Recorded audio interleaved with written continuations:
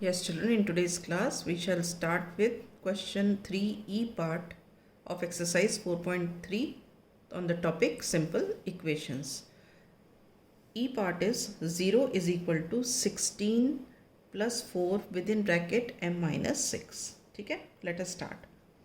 This implies that 0 is equal to 16 plus, you open this bracket, it becomes 4 into m is 4m minus 4 into 6 is 24.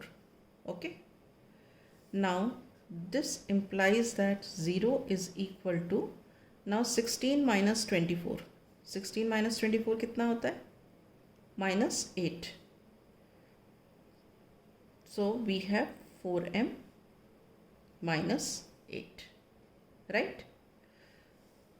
This further implies that 0, अब ये -8 है, इसकी side अगर shift हो जाएगी तो ये क्या हो जाएगा? +8, which is equal to 4m.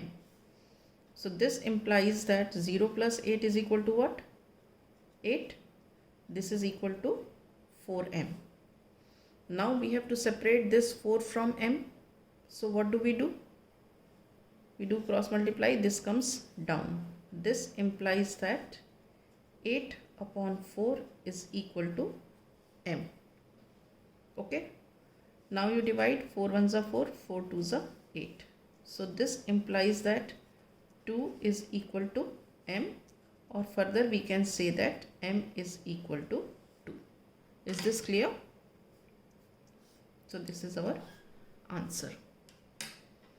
Now coming to the next question, fourth question, A part. What is this? Construct 3 equations. Construct 3 equations starting with x is equal to 2. Starting with x is equal to 2. Okay. So let us take x is equal to 2.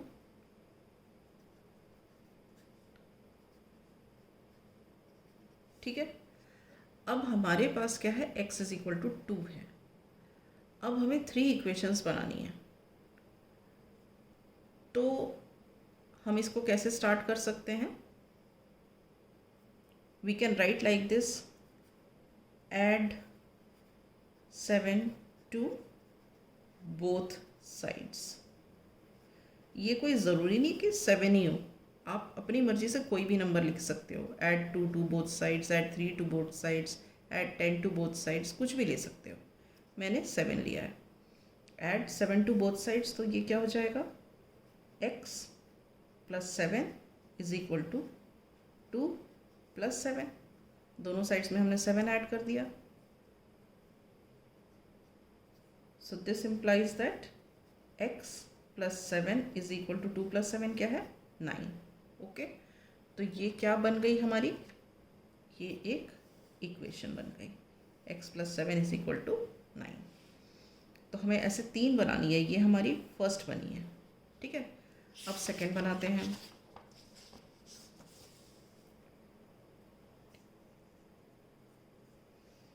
हमारे पास क्या है?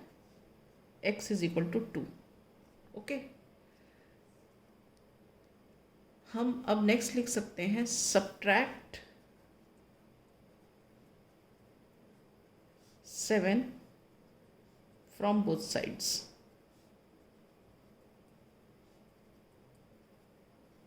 कोई भी आप number ले सकते हो, आपकी जैसे मर्जी. सो दिस इम्प्लाइज दैट हम लिख लेंगे x minus 7 is equal to 2 minus 7. This implies that x minus 7 is equal to 2 minus 7 कितना होता है? -5.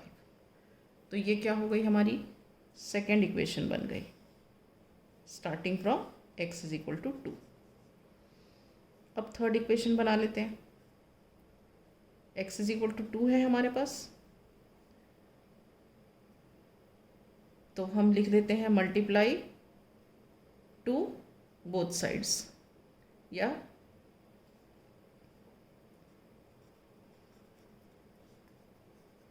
multiply to both sides.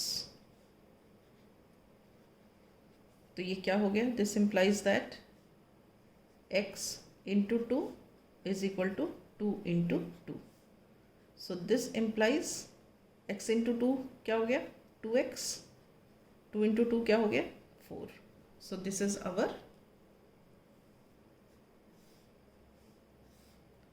Third equation starting from x is equal to 2.